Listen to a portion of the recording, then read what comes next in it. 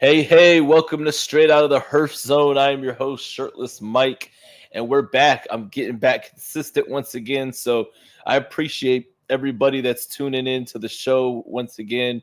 Everybody's finding out that I'm back. People are coming to me, at work, that are local people, hit me up. So everybody that was wondering where I'm at, well, I am back and I got some cool, interesting guests. And tonight we have Ryan Bathhurst. He is the Florida rep for Oliva Cigar Company. So we're going to find out about him, his passions, more about Oliva and all that. So without further ado, he is backstage. I'm going to go ahead and bring Ryan on and we're going to get the show started. Ryan, welcome to Straight Out of the Herf Zone, brother. Hey guys, how y'all doing? Doing well. Thank you for having me, Mike. I appreciate it, Shirtless. No problem, brother. So you are drinking some champagne. I'm drinking some champagne. I figured if we're smoking on this show, we should drink something that pairs pretty good with cigars. And I like champagne a lot, and it's something that I like to pair with cigars. Absolutely. But here we go. I like champagne as well. I didn't have any champagne. I have to be in my moods to drink. And no, nothing wrong with that, man. So I drink. On a good actually, day. I'm gonna show you what I was drinking on Monday. This is called Mew Cow. Is that Windex? No, it's called Mew Cow. It's a cognac. A friend of mine, my friend Angela Wooten, she blessed me with that for my birthday. And fantastic bottle. That's a fantastic cognac as well. Oh yeah, most definitely. And I actually, because I don't drink a lot of stuff like straight, Yeah. So I still have the can. I use this. It's I'm not a soda guy anymore because that's I've lost weight and stuff like that. No, I understand, man. Soda's great, but I found this stuff called Olipop. It's like a cherry cola, but it's not like so much soda-y. It's probiotic, botanicals, plant fiber, supports digestive it hits all that gut. Non-GMO. Yeah. It actually it goes really good with that cognac. I was surprised at the pairing. I just was like, I need something cherry to go with that, and I was enjoying it. So that's my most latest pairing. So like, what got you into enjoying champagne with cigars? We'll start with that before we get into the real conversation. No, that's great. I mean, this dives right into the heart of the real conversation because any of the places I ever worked, and I'm sure we'll get there at some point. I did a really cool event in New York City at the Grand Havana Room. It was pairing Rare Champagne, which is a really great champagne company, with cigars. And up until that point, I'd had champagne at celebrations, things like that, but I'd never realized what it actually was or could be. I wouldn't know the difference from Prosecco to champagne. But we did this pairing with, at the time, it was a really nice Dominican cigar. I was pairing with that. And it just hit at every level. And I really enjoy the champagne culture in so many of the ways that I enjoy the cigar culture. Is people are very similar, the terroir, the pressoir, all that stuff, the operations, but also the people that you meet. Some of these champagne farmers up in France, they're just like the cigar people you meet. It's wild. So I like that. I also like how it tastes. Go figure. Awesome. Yeah, I like champagne. At time, a lot, especially for New Year's. That's the time that people typically will drink champagne. Right? But hey, what are you doing New Year's Eve? Popping bottles. Oh yeah. Actually, if I let me duck away for a minute. I have to put the rest of the champagne on some ice. And if it's all right with you. Oh yeah, and I can pause this real quick and come back. This is pre-recorded. Oh, there's no need for a pause. I want people to see the process. Oh, okay. Of how important it is to keep a bottle of champagne cold. It's great. Excellent. Uno momento.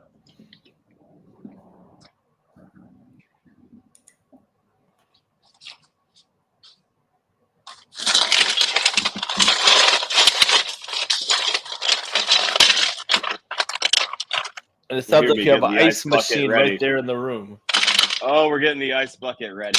This is what every good home lounge should have.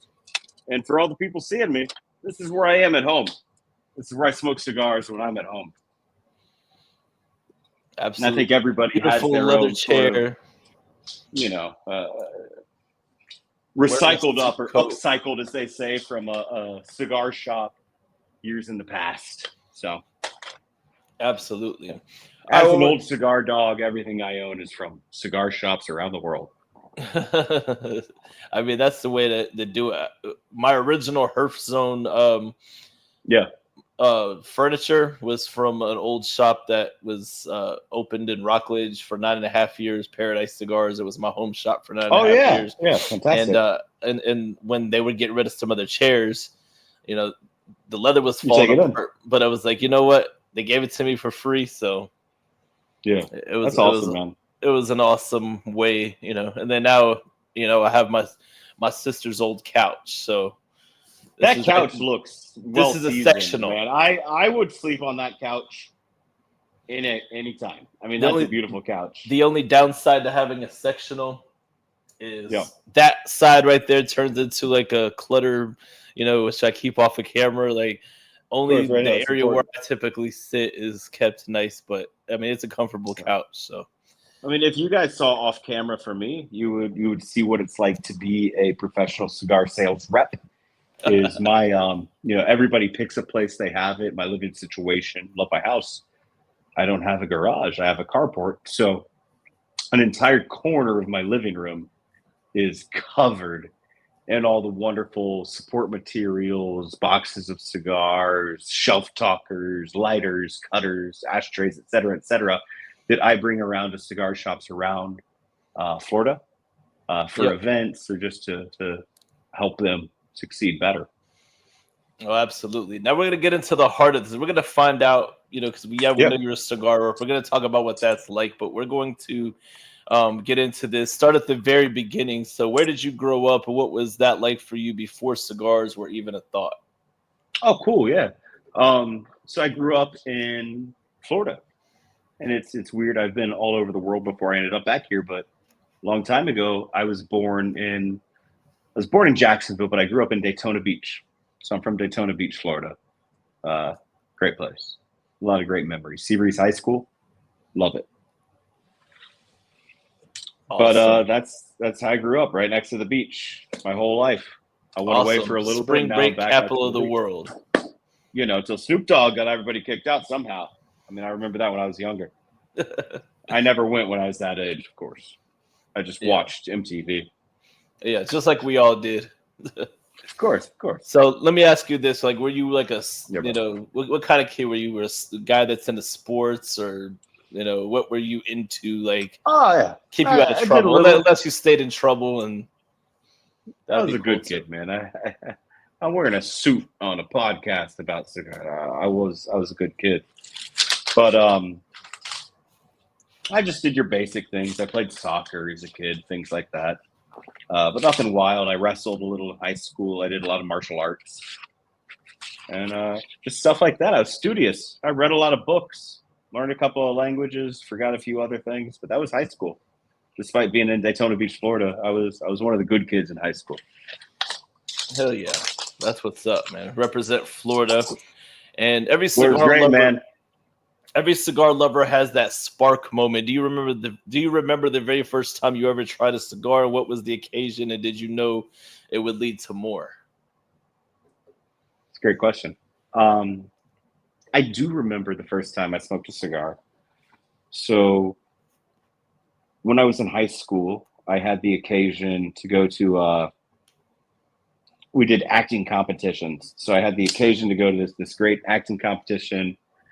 It was in Tampa, Florida, but mostly your chaperones were your teachers. So this was our theater teacher that we went with, and he was a big cigar guy. Still is to this day. Actually, just had a cigar with him 4 days ago. But he'd always smoke on this trip, and we all had just turned legal age to smoke beforehand. So our first cigar we always imagined would be with our theater teacher. Me and my best friend and our other best friend, we were going to smoke cigars for the first time ever that day because we'd all watched Boston Legal and shows like that. I think we'd enjoy cigars. Yeah. So we were in Tampa, Florida, and we were nervous about smoking cigars for the first time ever in front of a seasoned cigar smoker. So we went to the local steakhouse. It was Charlie's. We went there because we knew they sold cigars and we could get in a cheat round, right?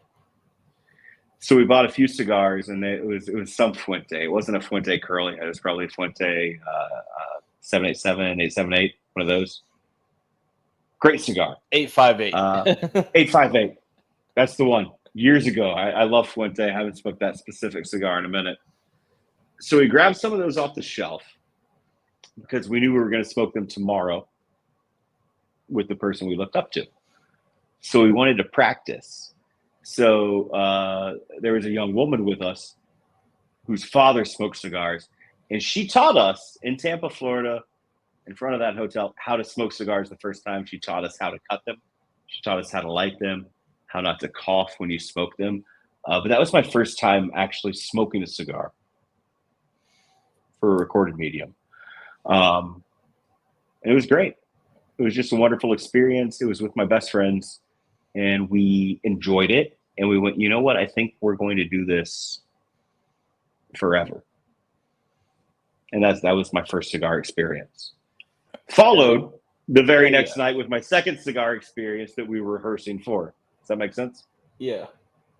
Yeah, that sounds awesome. It definitely it helps when you've had some mentorship, because I kind of just walked in like blind. Like I went to the old smoke rings in the mall. Yeah. And when you could still be 18 and buy cigars, I just turned 18. I was like, I'm gonna buy a cigar. Let's see how this is. And then it just became, I just got to know people like locally. I became like one of the youngest cigar smokers in Brevard County. And then now I've transitioned to be an OG. But you're the man. I mean, you're the guy everybody goes to. Now I'm the guy that everybody knows. The first time I met you. Yeah, no, the first time I met you, you went, I used to be the youngest cigar smoker in Brevard County. And then I went, what happened? You turned 19? And you said, yeah. That's how it goes. Now you're the OG, man. Now I'm the OG, and then now I'm like the connector. You. Like if you don't know me in this area, you don't really smoke cigars. So not just in this area, everywhere. I mean, well, everywhere, but I'm just saying specifically it started here in this area. Of course, so, yeah. That was your homeland. One of my friends, he's a regular. He's like, he goes to other shops and he'll say where he's from, Smoke Ring 72. Like, oh, you got to know Shirtless Mike. He was like, yes, I know Shirtless Mike. It's amazing. How is it at Smoke Rings? I love that store. I love the ownership. I love the staff. I love the experience. How cool is it being able to go in there a lot more than other people, if I can ask that? I mean, it's great. You know, Lou, he definitely trusts me. You know, I have people that come in town all the time, and I tell him, I say, if you show up towards the end of the night when I'm done, I got the key. He doesn't care what I do.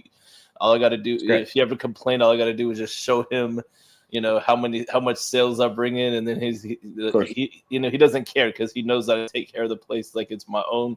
People ask me if I'm the owner all the time, so I have to tell them no. I don't want that type of stress, but it's still an awesome experience because I spent years cultivating relationships, and Lou basically like recruited me. He said I'm like one other person that he's ever recruited, in his time. Nice. So, I mean, it just makes me feel special, and it's a lot of fun.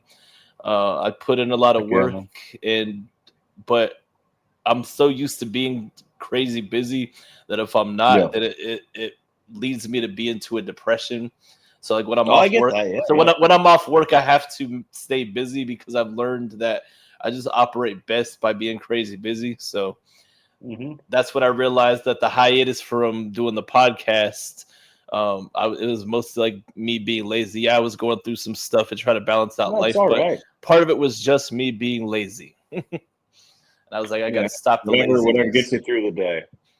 Laziness is just a word we use sometimes. Sometimes you have to relax. Yeah. Take a step back, and it's all right. How long did you take off of the podcast? It was like a year. I had a little situationship going on, and she kind of distracted me. And then, that's how it goes, then it took a little bit of a hiatus off just to, learn how to balance out life and mental health issues. And then I started off strong this year, and then it just, once no women distracted me this time, but it was just after a few episodes that I was just got too complacent, and complacency will kill what you're doing. And then everybody was like, "Where's when you coming back? Where's the show?" And I got tired of hearing people say that. And there was a guy that walked in, and he was saying that he's been subscribed a long time, and he likes what I do.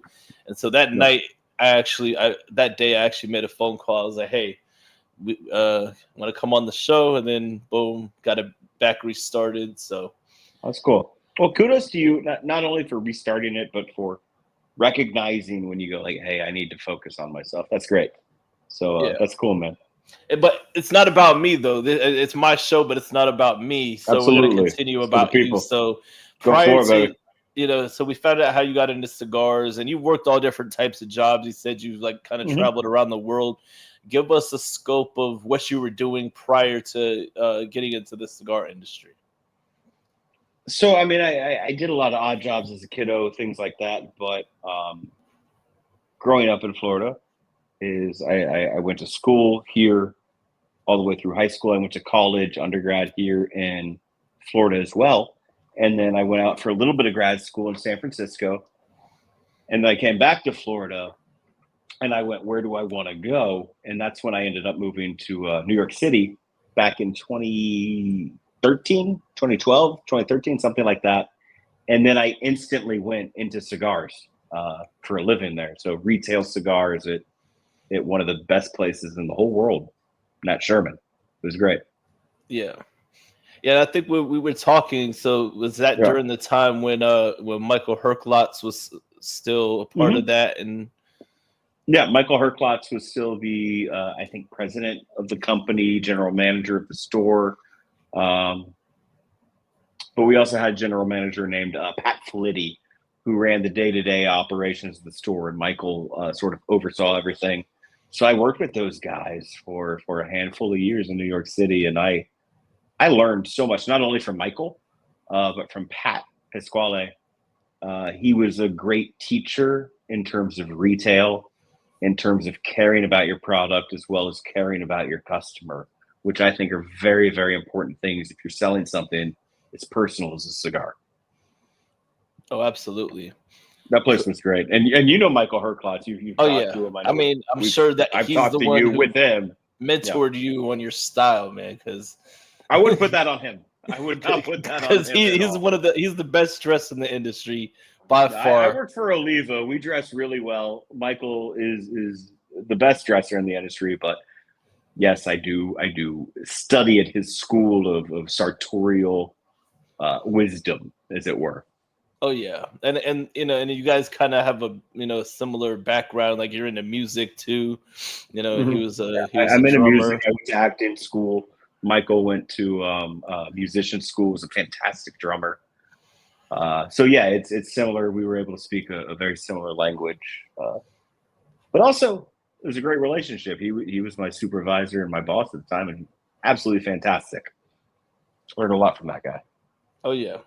I mean, so you were into music and you've done acting school. Like what kind of, let's go off into a rabbit hole. I have ADHD, so acting. No, hit it, brother, hit it. So I'll talk a little bit did you have like aspirations where you wanted to do some acting, or have you done some acting? Like, talk to us about that. It's a little bit of both. I've done some acting a lot through my academic career. I did acting. I had this goal that I wanted to be a traveling Shakespearean actor. I thought that would be a great gig for my entire life. But as I was pursuing that, I was in San Francisco, I was in New York. At some point, I just broke my back. No exciting incident, but I just broke my back. So then I had to really pull back and focus on that and focus on, in the acting industry, they call them survival jobs. So I went to something I always knew, and that was cigars. And then turns out I know a lot about that, and so much of it coincides with each other. You see the same thing in the liquor industry. A lot of liquor reps have a performance background, and then somehow it comes back to one of your ultimate passions. And for me, I've always loved cigars. Like I said, always, all the way back to high school and watching Boston Legal. I went, you know what? Smoking a cigar seems like a great idea. Oh yeah, that's kind of similar to me. Like I didn't act, but in my younger days I used to rap. So I'm sure you see me like doing the Well, karaoke I rap know videos. you're a karaoke guy, man. No, but I I got actually to used get to down to this rap in my younger karaoke at days. smoke rings. That's amazing. Yeah, but I was a real deal. Love that. Like in my teenage years, I was a You part of rap? like because I grew up in church, so I was a part of a Christian hip hop group called Deep No way. Impact, and we actually like traveled a No little way. bit, and we opened up for Lecrae before he got big. You know, everybody's Okay, heard of yeah. Lecrae because his music's not like so preachy like it used to be. So he's Yeah. kind of got out there into like the mainstream. So before Lecrae got Cool. huge, like in 2008, like Yeah. yeah, we definitely opened up for Lecrae. We were like back in the day, we couldn't go through the mall without someone to say, "Hey, it's Deep Impact. What's up?" That was the name, Deep Impact? Yeah, Deep Impact. There was a few. Oh, yeah. We went through several transitions. You know, it was Yeah. at first it was about 4 or 5 of us, and then it went back down to 2 of us, and actually my How'd you friend guys? AC, Yeah. who was the leader of the group, he actually smokes cigars now, and a lot of people from my past, you know, from like back then, like kids who I mentored and stuff like that, like now they're all grown and they smoke cigars. So it's just like awesome that, you know, it's like it all comes full circle. Like, so I never thought of it like Feeds that. into itself. Yeah, that's great. Until you were talking about, you know, reps and people with like Exactly. you know, that type of background. It's just all comes full circle, I guess. So You know, everybody likes to talk to everybody. You know, somehow this world always coincides with itself. oh yeah. And then, how did you get hooked up with working for Oliva Cigars? Because I'm not going to say too much. I'm not going to say any names about the person who was before you. I don't even remember who was a person before that. Right. But Yeah. all I know is you were a breath of fresh air coming in, and somebody that actually knows what the fuck they're doing and cares. And so tell us about cool. that experience. Yeah. So, you know, everybody's got a life they got to live, whatever. People come in and out of jobs. It's fine. But I got hooked up with Oliva this is coming right out of COVID, is I was doing a lot of bar gigs and bar supervisor mentorship gigs, things like that. And an old retailer that I knew when I was in college in Florida. So I was living in New York during COVID when this happened. But an old retailer I knew down here said, "Hey, I'm moving spaces. I'm putting in a bar. Could you please, you know, come down and check it out?" Oh yeah, absolutely. Good friend. So I did that.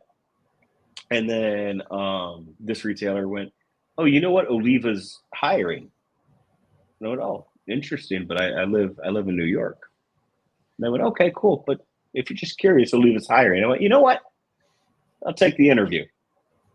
So I went, took the interview in downtown Orlando. They'd rented out the Embassy Suites in downtown Orlando. So I sat there with, we know how the interview went, right? So I sat there with my now boss and my now other boss. But it's funny, that very first time they passed on me, as they had another person in mind.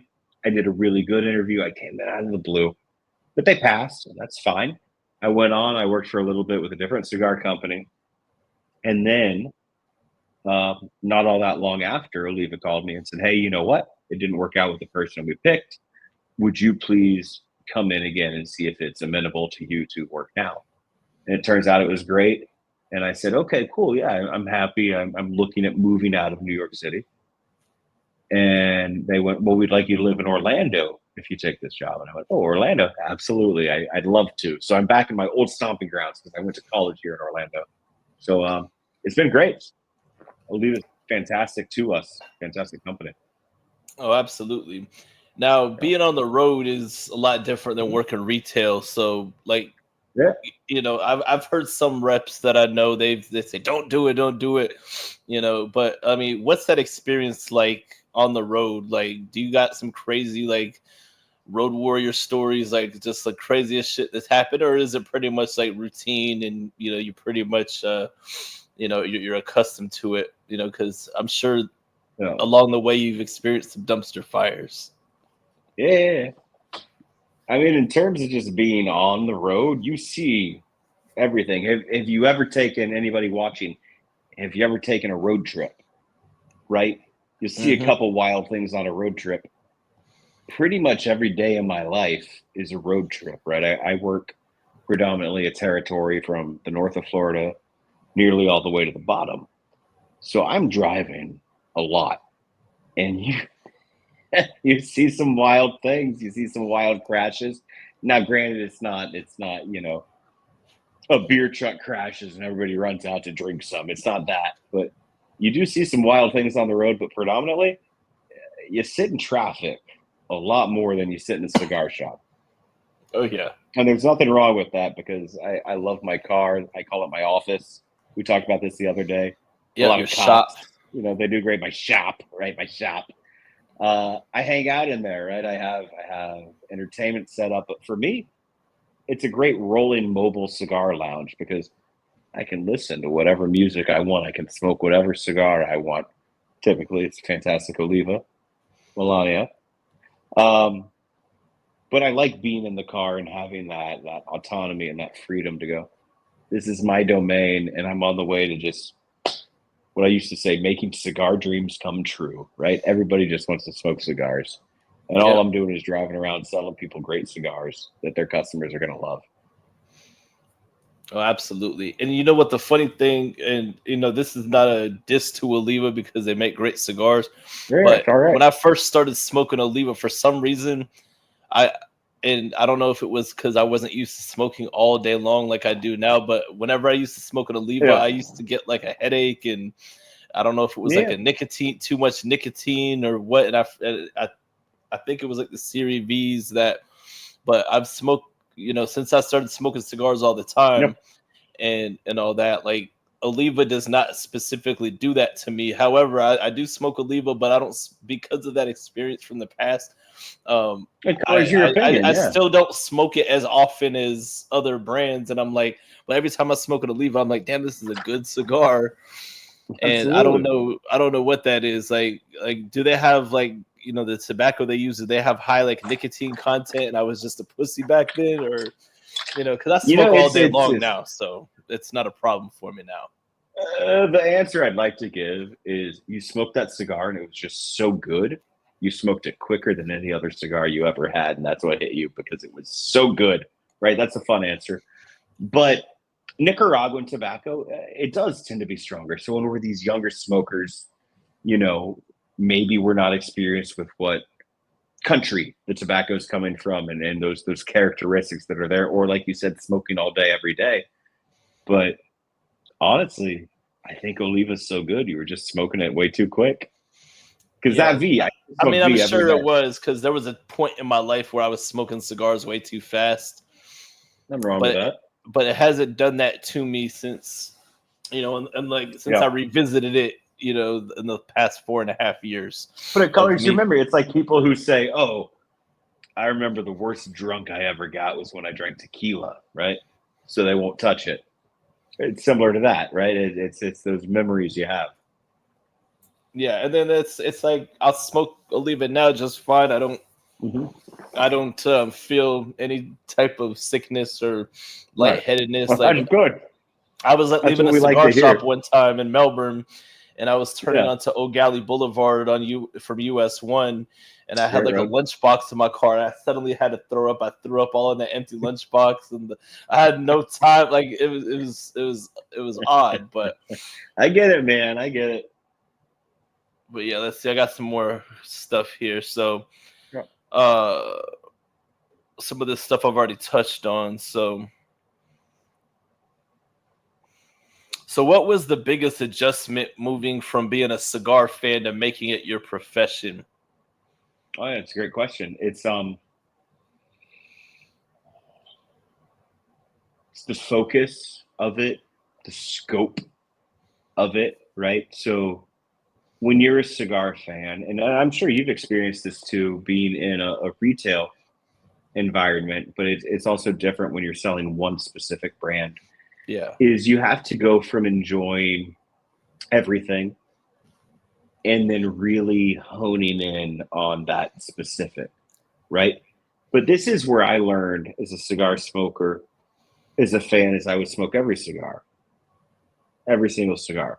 Whether I liked it or not, I'd smoke it and I'd enjoy it. But when I moved into the retail sphere, I was able to talk to people about those transitions of saying, okay, this cigar was that. I think this is the next step up in your palate, things like that.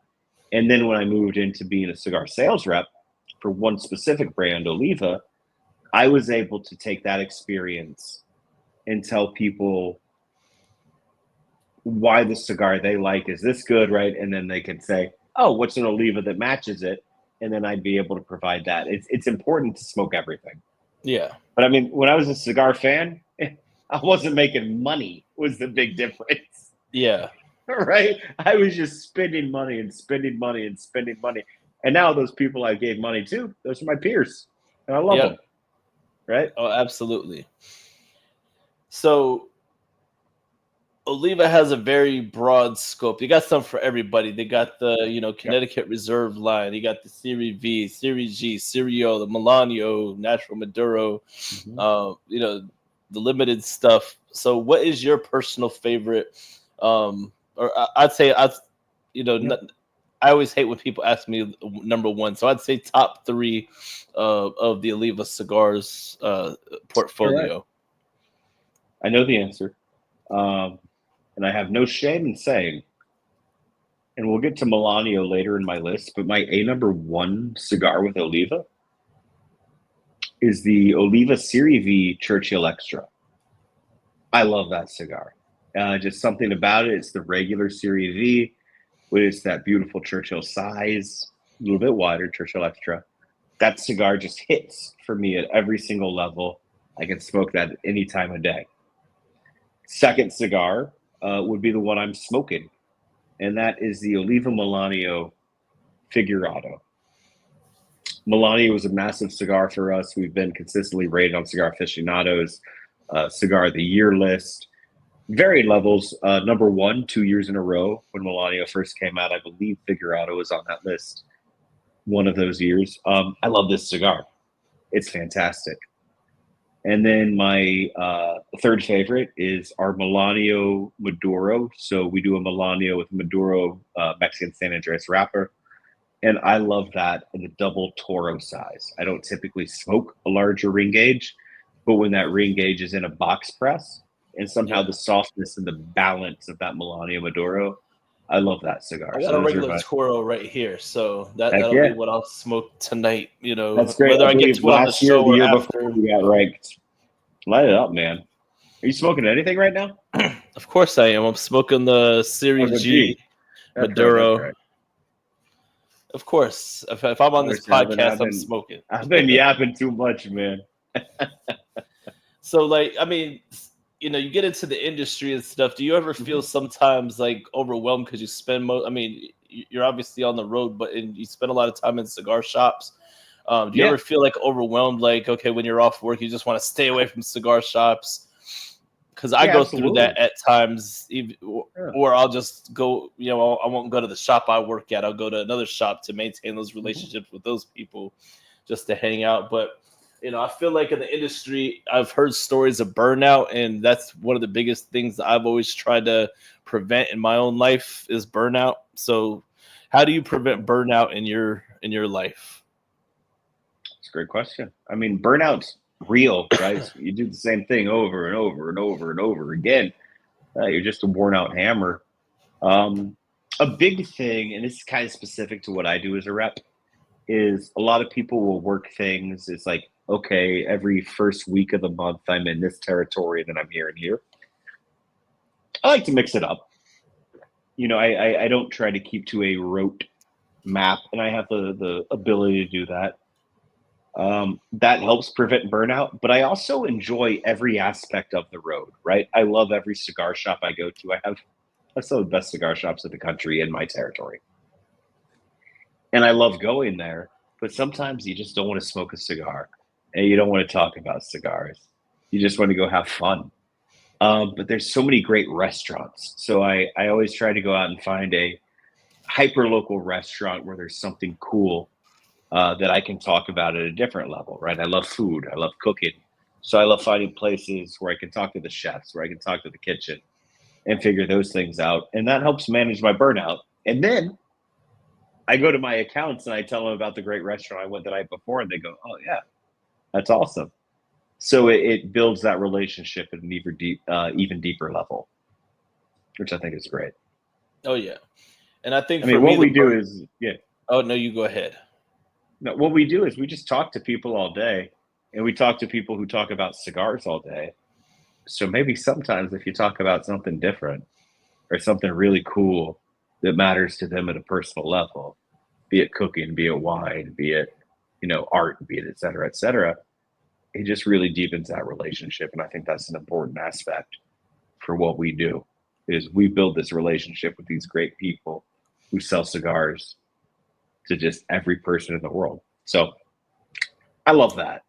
Oh, absolutely.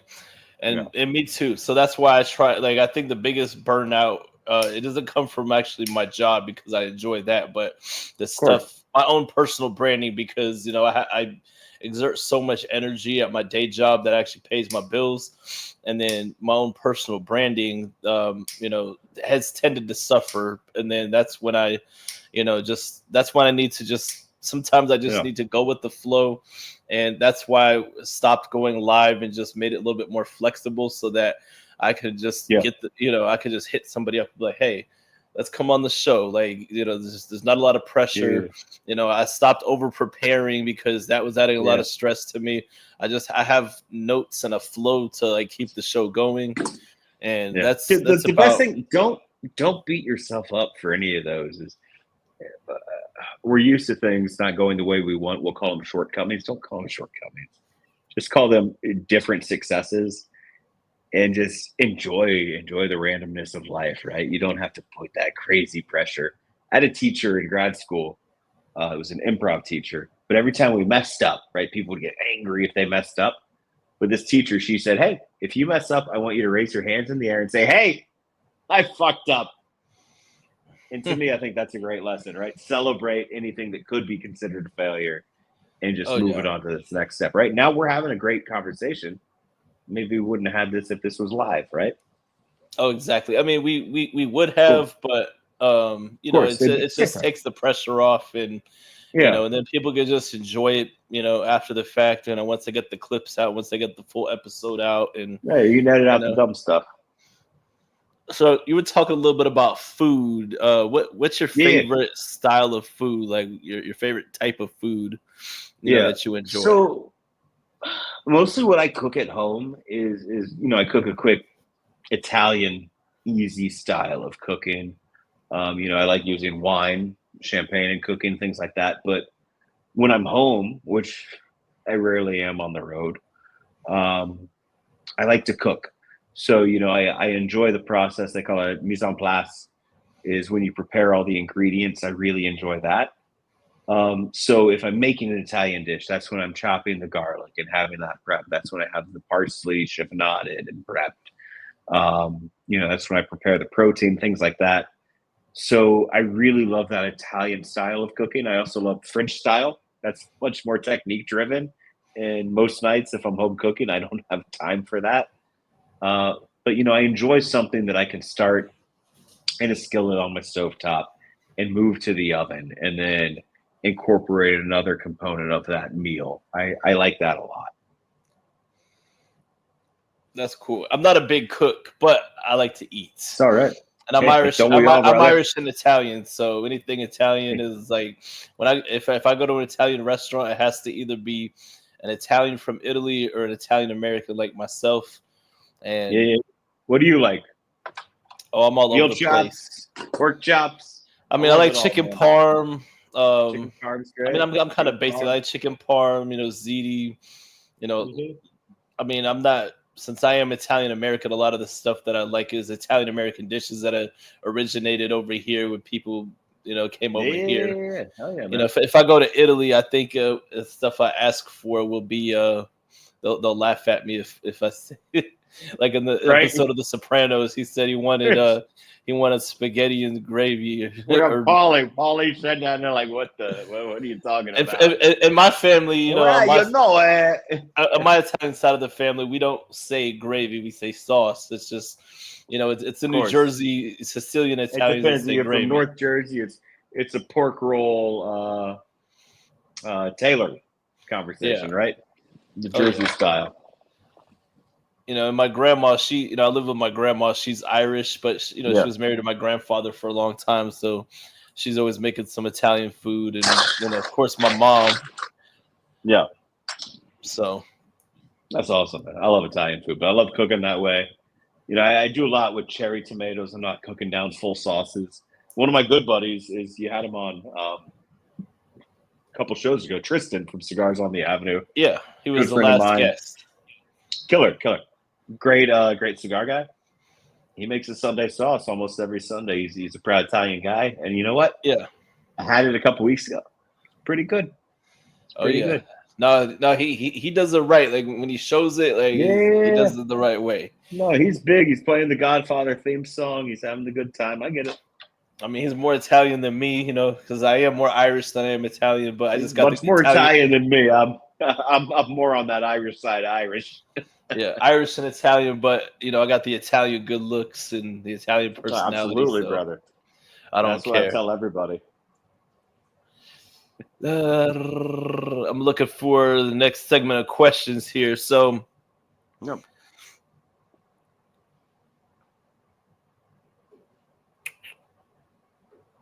So for someone listening who dreams of working in the cigar industry, what's the best piece of advice you could give them? Learn everything you can, and just be cool to everybody, right? Don't let your opinion be the master opinion, right? Learn something from every person you talk to at a cigar shop, but also just smoke every cigar. It's a beautiful thing. You never know if you want to be in the industry. You never know what company is going to hire you, and you don't want to jump at the first bit, but you want to be able to communicate everything you know to the highest point of your intelligence about cigars. And I think a lot of people that work in cigar shops do that. Mike, you have that. Is understanding what it is you're smoking, why you're enjoying it, and what experience you want to have while you're smoking it. And then maybe you'll get lucky and somebody comes into a cigar shop and says, "Hey, my company's hiring." And that's kind of how it goes. It's pretty amazing. But just always be prepared. Smoke a lot of cigars and be able to communicate why you enjoy them and why you might enjoy something else or vice versa. Most definitely. No, it's kind of it. And you know, in doing what you do a lot of events and all that. You know, you do from cut lights to like major events. And you know, I've heard a debate about like events not being very how should I not saying not profitable, but just not good. Right. But then I mean, not our events obviously because you know you participate. You know, even our cut lights. Smoke 72 best events all the time. Yeah, we stay doing events, but like I'm talking about shops that are just like, okay, they do an event. You know, they have the reps set up at the table. You know, they may post one picture or whatever. It's just okay. It's just a bunch of guys. But then they're like, okay. Like this was the best event ever. However, there was nothing significant that happened. Have you ever participated in those type of events, or are the events you participate in the ones that are like ours that are just like, okay, we got the passion, we're promoting that product, we're getting people to buy boxes, etc. So I do every and any kind of event. I like doing that with my company. So the thing with events is everybody's doing the best they can. And I think that's important to know, right? Some events, if you put them on a map, they're not as great, they're not as successful, but every account is doing the best that they can. So I always try to cater my events to the audience, right? You find the conversation people want to have, the product they want to smoke, and you do it. Some events are fantastic, and there are these massive multi-vendor events. But some events, yeah, they said, hey, we didn't really figure it out. What kind of deal do you want to do? We're going to put you in the corner. But at every level, just understand that that shop is doing the best that they can. And you're there to help them, right? So if they say, here's this, I'll help that shop, but I'll also represent my brand in the best way and say, well, what do you like to smoke? Here's what I think you'd like to smoke. Here's this, here's that. And that goes back to that last question about knowing every product. Yeah. Because sometimes the smoker will come in and they won't know Oliva. And I know we're a massive brand. But sometimes they'll go, oh, Olivia, I've never heard of it. What's it like? And you just tell them. You just say, well, it's a really great Nicaraguan company. And it tastes like this. If you like this, you'll like it, et cetera, et cetera. Does that make sense? Oh, yeah. And I mean, they definitely make some good cigars. You know, they got something for every palate, from the medium smoker, medium body, full body smoker. I mean, you just can't go like the 2023 Anniversarios. I think those were really good. Like Figurino, yep, and then the Figurinos. And I don't even really smoke like Figurado or odd shaped cigars. Really, like I'm not that. I'm more of a classic Robusto, Toro, Churchill guy. You know, even if it's box pressed, like the Melanio stuff, or like a regular round cigar. But those cigars were fantastic. Like beyond, like it was good. Cool, man. It's every year we're coming out with a Melanio release. It's a non-traditional style. So we came out with that Figurino in 2023, and that was our owner, Fred from Belgium. That's his favorite size. And it's not a popular size here in America. It's a huge European size. People love that. So many cigars are that way, a smaller Vitola, double Figurado, et cetera, et cetera. But that cigar, when we released it here to the American market, it hit because it was an Oliva that was the same thing we all know, right? That beautiful Melanio blend, but it was so new. And every cigar smoker knows that depending on the size you smoke, it's going to be a vastly different experience, right? Yeah. So I think that cigar just hit at every level. And the same thing, we came out with the 135th anniversary, and that's been insane. It's the same Serie V blend, but it's this fun shape, and everybody loves it. Yeah, that's stuff I was thinking of. So the 135th anniversary, that one was a really good cigar. That's one that I actually took on a road trip when I went to South Carolina for a couple years ago for a big, and I was smoking it on the road, a 6-hour drive, and I was like, I don't really smoke these shapes, but it's a freaking good cigar. Like, and I was almost forgetting that's what we want.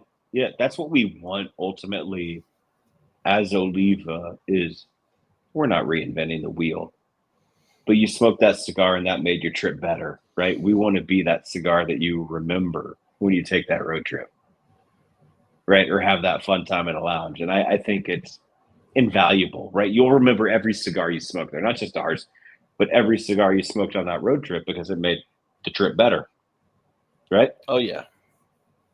I love that. It got me through those 6 hours because, I've taken road trips that I've participated in driving, with family and stuff. So I was like one of the drivers, but the whole way through.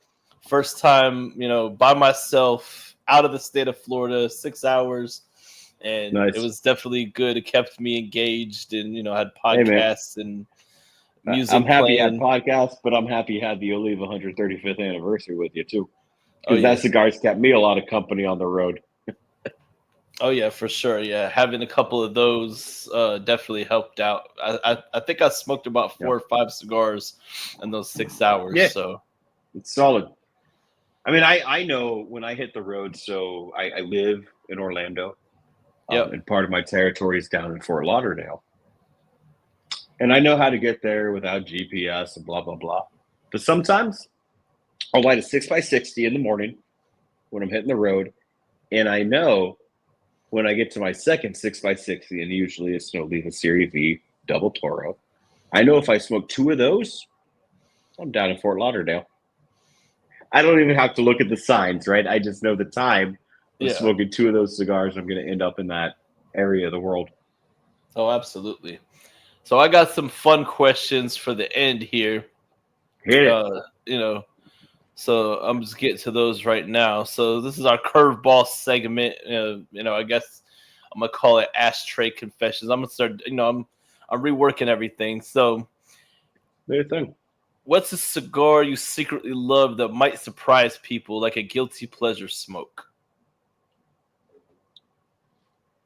So I work specifically for my brand, but this is also true. Nub Nuance, 4x60. We make flavored nubs, single roast, double roast, triple roast.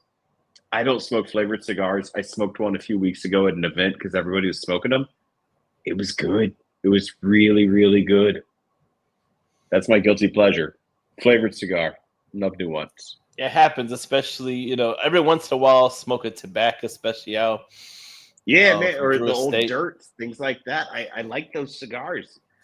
It's back in the day, I used to think, okay, I want coffee, I want a cigar. Cool. They make them both in one. And then I went, you know what? I'm going to keep them separate. I'll smoke a cigar while I drink a coffee. But this Nub Nuance, it was good.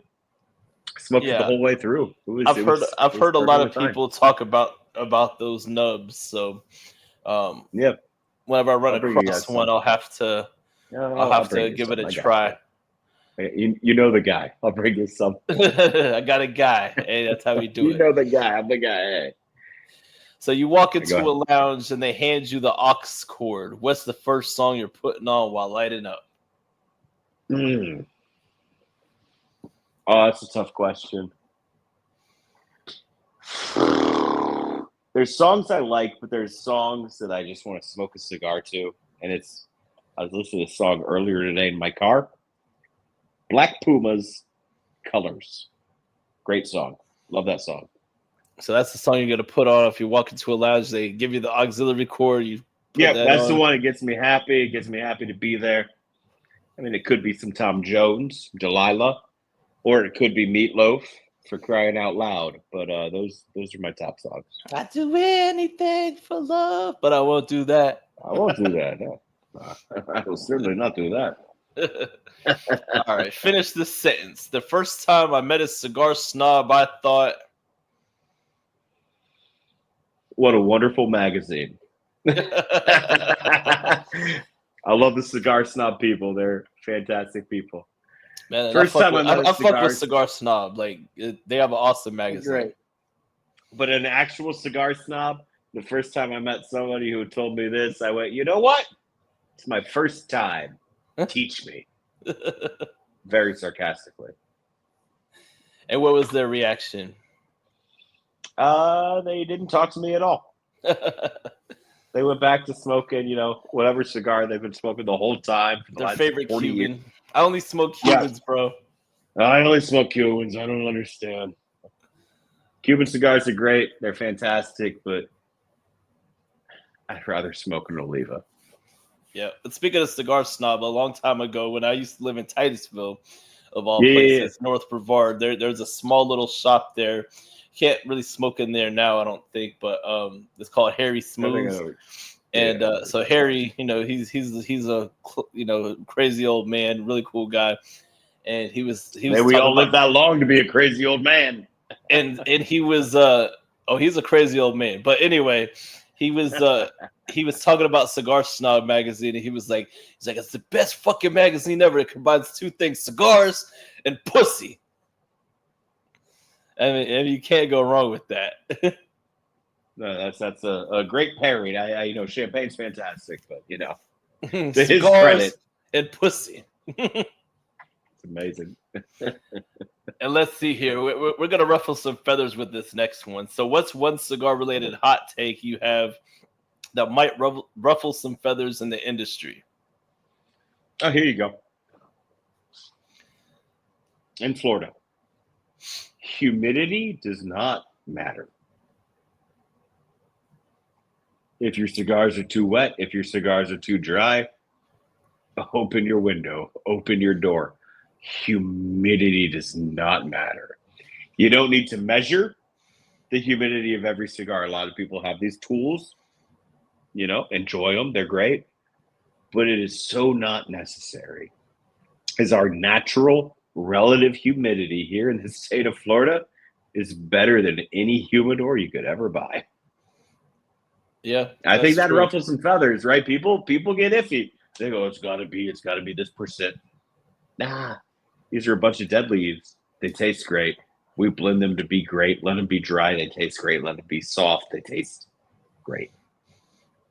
Yeah, that's true. And I've had conversations with people because I have to bring people back down to earth sometimes. I'm like cigars are not as delicate as you think they are. I was like, they come from Nicaragua, which has a similar climate to here.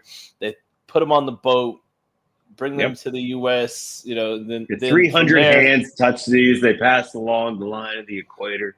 The humidity comes up. They're they put cigars. them It's a bunch on. of bundled up dead leaves.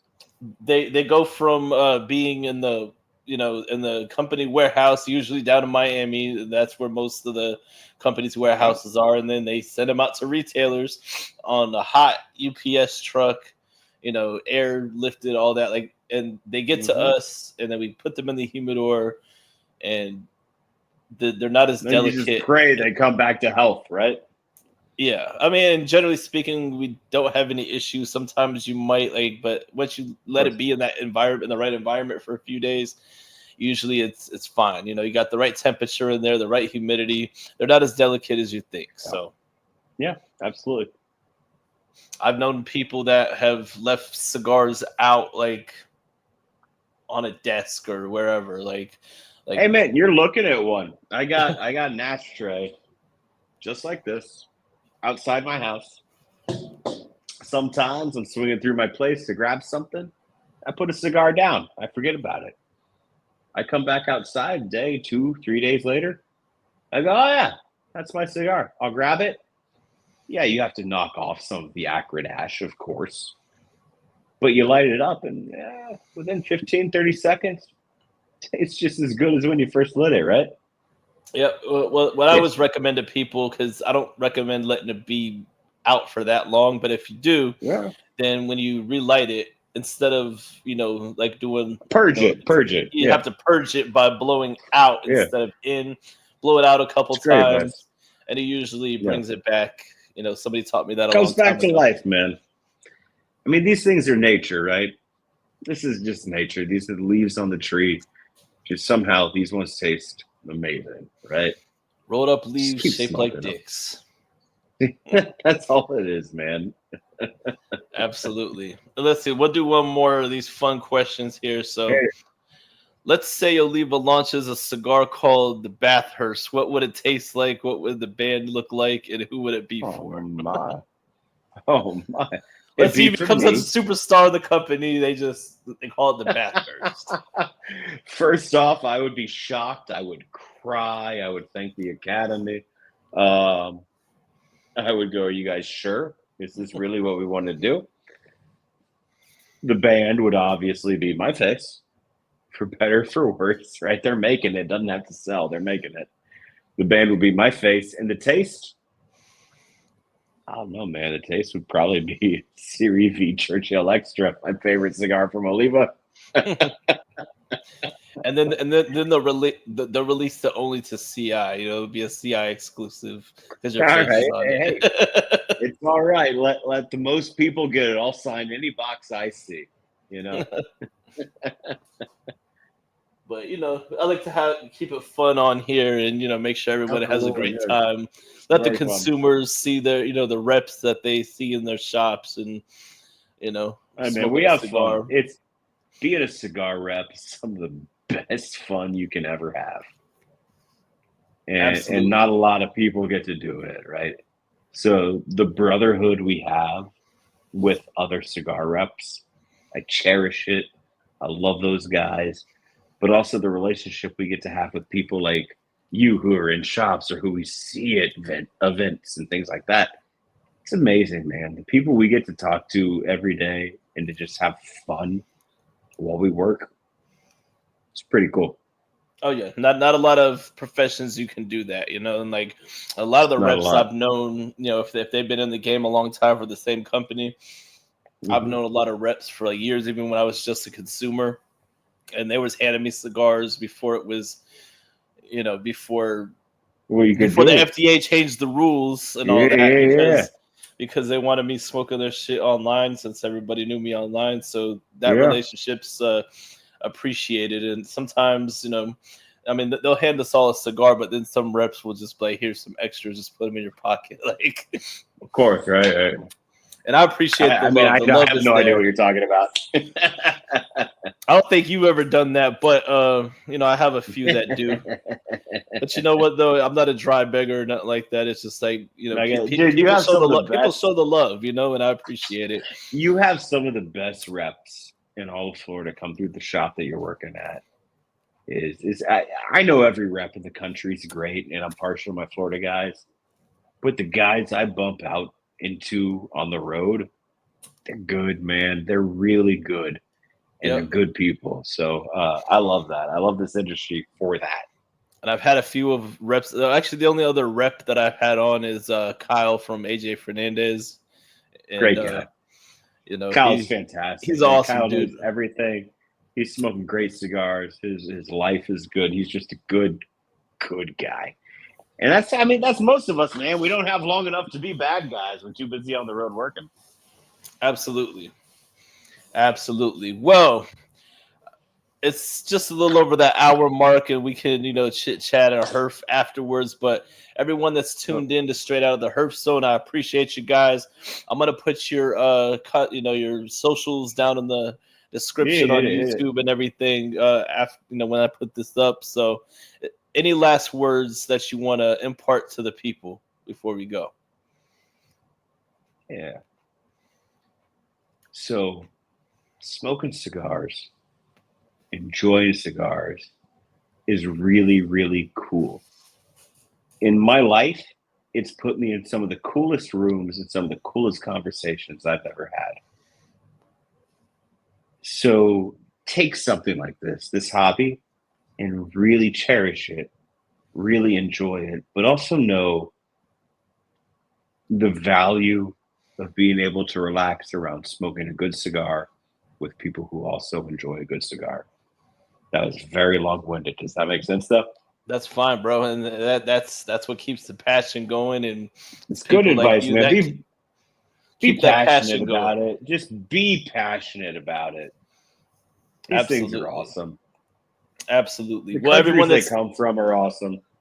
absolutely. Well, everybody that's tuned in, thank you guys so much. Make sure you hit that like button, that subscribe button, because I'm back. I'm active. I'm putting out stuff. I may not have a certain day that I put it out, but you know, I'm putting out content. We're doing this damn thing. So I'm gonna let you know when we're not recording so we can talk that real shit.